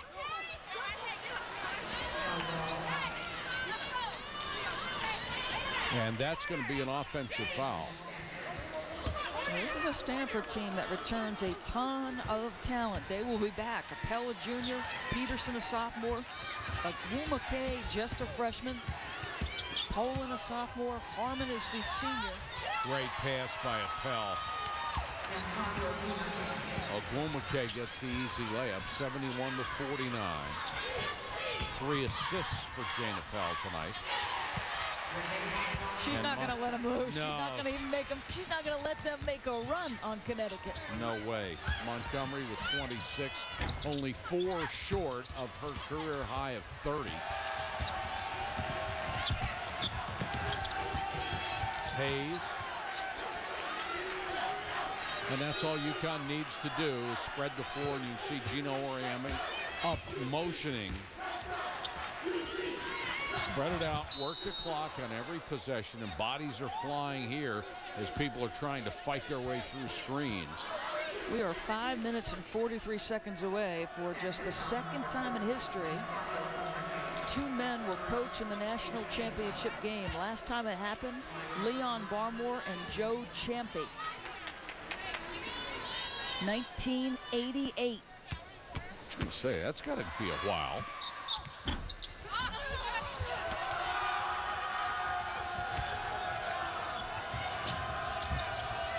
Peterson.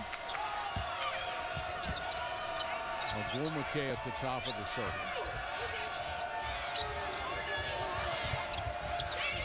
They get it to Appel. When she shoots in rhythm, you're not going to stop her. Nope. So skilled. I love her game. And I like the fact that she's not afraid to get into her teammates. No, she's developed into a leader. It'll also be the first time 2 Big East teams will meet in the final. It's happened before with 2 ACC teams, 2 SEC teams, Mike, but this will be a first. Connecticut and Notre Dame squared off in a semifinal.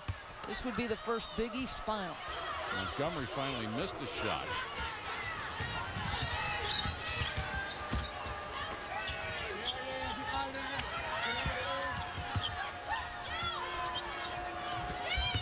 Appel being pushed out of there by Charles, and Tina Charles commits the foul.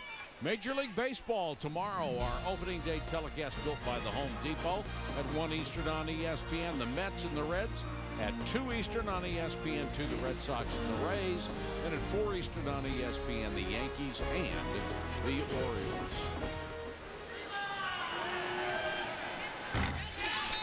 Tara Vanderveer told us this morning, she said, quite frankly, I am surprised this group has made it to a Final Four.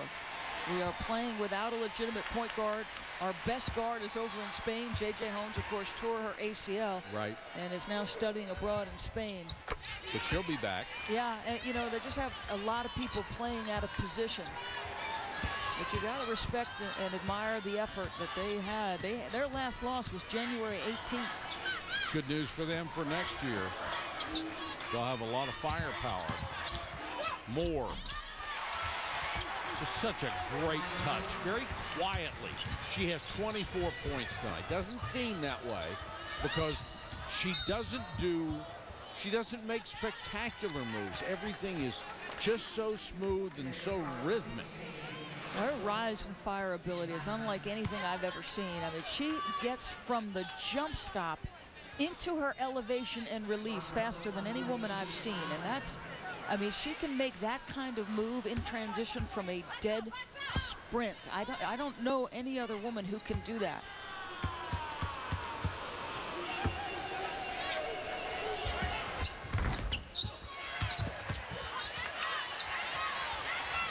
Four minutes, 11 seconds left.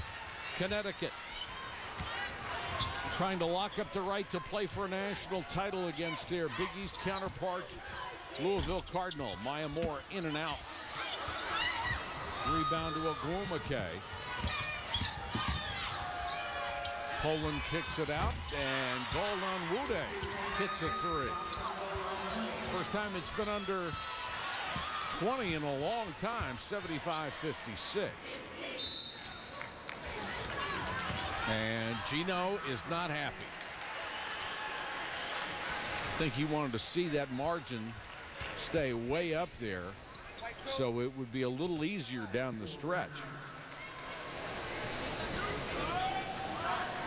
In the first matchup between Louisville and Connecticut this year, and I talked about this at the start of the game, Mike, some strategy, some teams will elect to try to take away the big three, Montgomery, Moore, and Charles, and ask somebody else to beat them.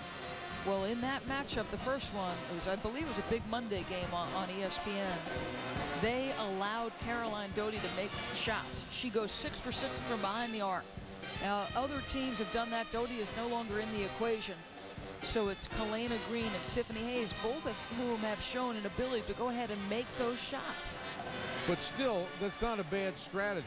No. You know, you're talking about players with all-American talent as opposed to players who have not achieved that status yet. So if you can do it, if you can actually restrict the scoring of the big three, maybe not a bad idea. Yeah, I agree. I mean, listen, you have to try something. And Jeff Walls, after that January game, he said, listen, he said, you got to pick your poison with this team. He said, we elected to try to make the two kids who are least likely to make those shots. Sure. Well, tonight, Moore has 24. Charles been held to 8, but Montgomery has 26, so they may have been able to stop one of the big three, and you could understand Tina Charles with her defensive duties against Jane Appel and having to face Appel on the other end of the court, why she may have been held down, but the other two have been stalled. Yeah, classy move there by Montgomery. I mean, she had a three, and it was uncontested, but there were 18 ticks on the shot clock, so what did the kid do? She passed it up. Green knocks this one down. They don't score till 5 seconds on the clock. No. I mean, that's just a really classy play by Montgomery. Peterson had it tipped away. Poland ends up with it. Missed her shot. Ogwumike can't hit the follow. Nice save by Maya Moore. And a good, smart play by Montgomery. Again, let's work some time off the clock and make sure nothing silly happens here.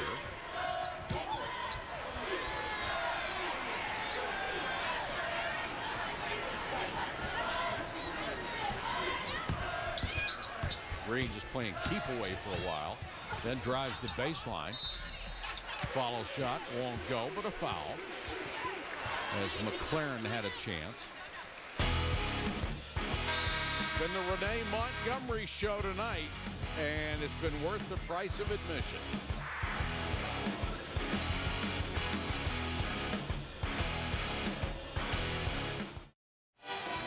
(77-56) with 2:38 left here in the national semifinal.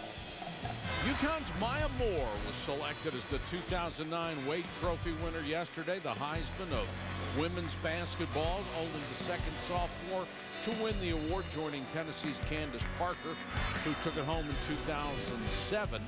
Moore is the 5th Husky to win this award. And here's the AP first-team All-American, Christy Tolliver of Maryland, Renee Montgomery and Maya Moore of UConn. Angel McCautry and Courtney Paris round out the first 5. Tough to argue with that, although you've got 3 or 4 others who always seem to, you can make a really good case for them winning first-team honors. Marissa Coleman comes to Absolutely. mind. Jane Appel comes to mind.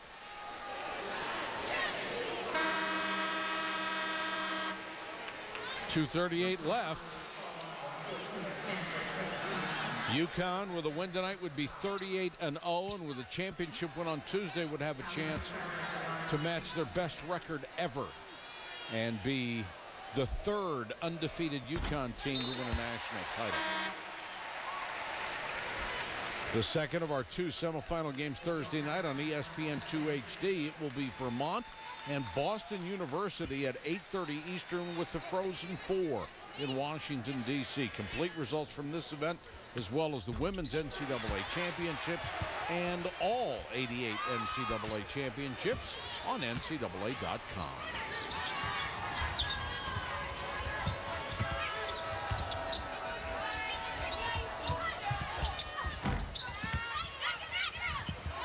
Ogwumike, good offensive rebound, and Poland will shoot. No. Appel with the tip rebound and a great pass to Ogwumike. Boy, Jane Appel is going to play this down to the bitter end as hard as she possibly can. 4 assists, some excellent defensive work, rebounding and scoring. She's just giving it everything. Yep, couldn't respect her anymore. I couldn't respect her game or her effort or her commitment.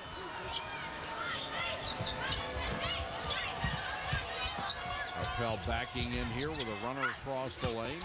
Ogwumike can't come out with it. Maya Moore, just a very athletic play that will totally go unnoticed. She went up, got the rebound, bounced, and got the outlet pass. Montgomery all the way underneath and back out. Of course, she just continues to pass up easy shots. It's just such a classy kid. Very unselfish. She's very close to her career scoring night. Doesn't matter. Green, nice reverse. Kalena Green knocks it home. 81-58. Harrison is in for the first time. A sophomore from Orem, Utah for the Stanford Cardinal. And here is our Coke Zero player of the game. You guessed it, Renee Montgomery. 26 points, 6 assists, 4 steals. Just a great overall ball game. And 1 game left in her college career after tonight. One of the best players ever. And they're going to clear both benches. Jane Appel gets a huge hand as she goes out. Montgomery is out. Maya Moore is out. Kalena Green is out for UConn. Everybody getting a well-deserved ovation as they go to their respective benches.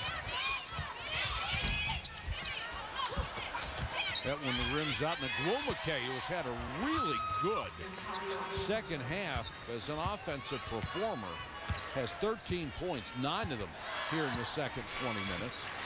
Imagine after a couple of years of tutelage from that staff over at Stanford. She's got terrific athletic ability. Yes, she does. She's got good work ethic. Yeah, it'll become more and more refined. What an upside for her. Hayes down the lane for the layup.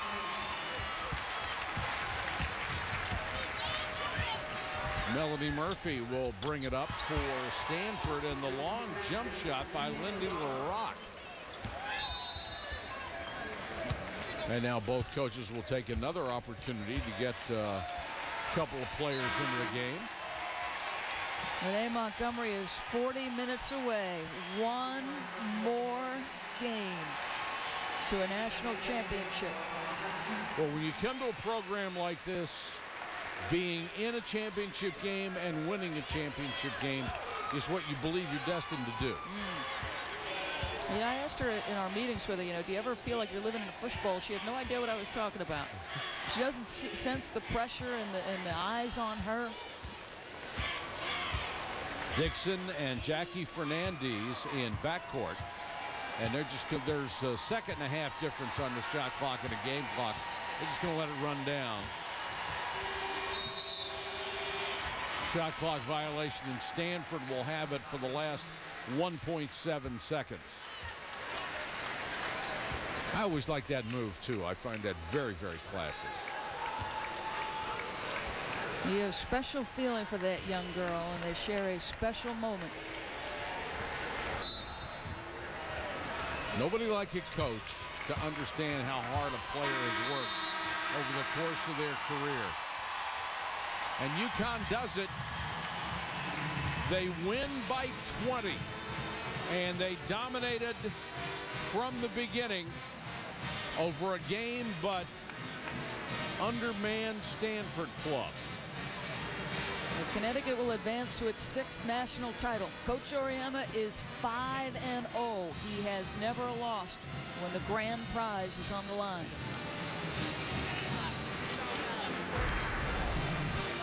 Well, the teams are set. Louisville knocked off its 2nd straight #1 seed. Maryland was first. Tonight, Oklahoma to advance to the championship game.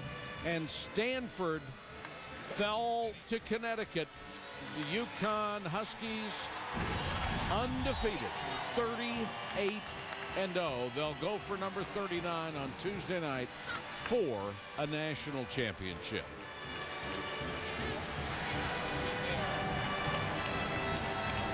And let's go to Rebecca. Renee, it seemed like every time the team needed anything from you in this game, you were effective. Why were you able to play so well today?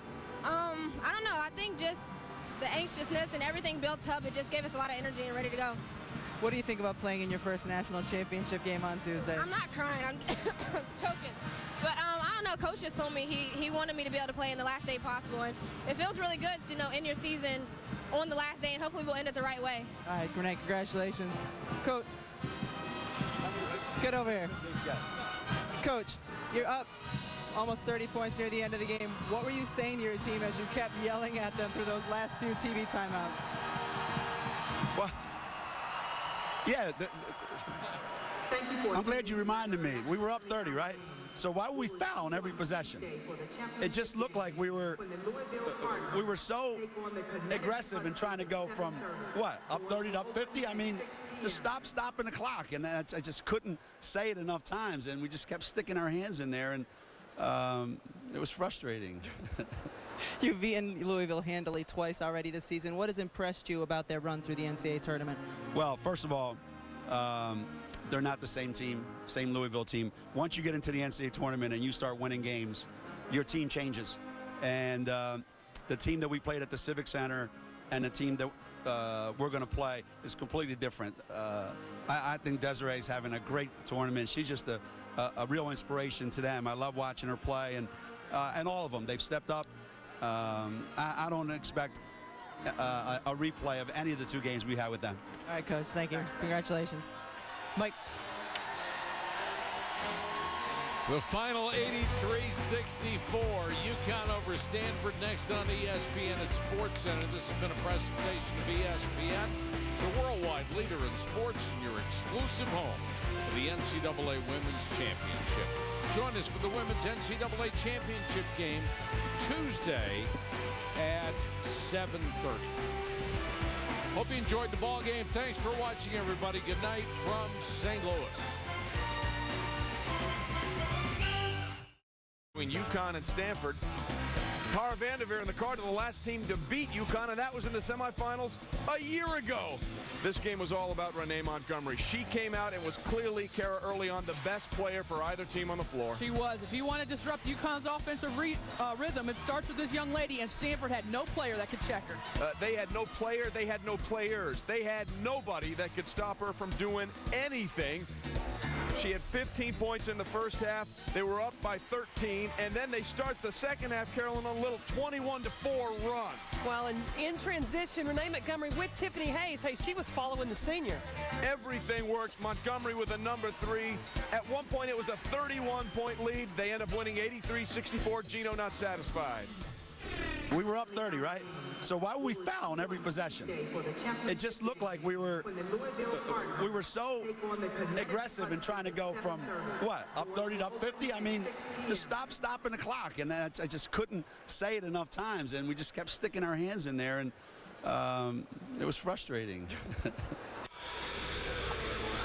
I think every coach in America would like to be as frustrated as Gino Auriemma is right now. 38-0 on the year, one step away from the 3rd perfect season in his coaching tenure. Now listen, I think it's important to point out here, Stanford is a good team. They're a solid basketball team with good shooting guards, great post position.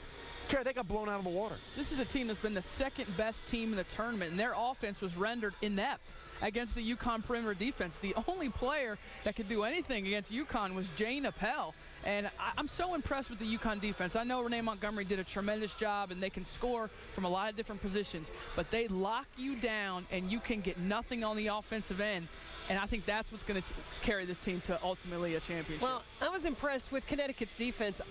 With the offense that came from Renee Montgomery and Tiffany Hayes, the all-around offensive production of what they were able to do with trying to establish Tina Charles inside, but you got Jane Appel, so then you have to have perimeter scoring. The guards on the perimeter for Connecticut were just much more efficient offensively than Stanford.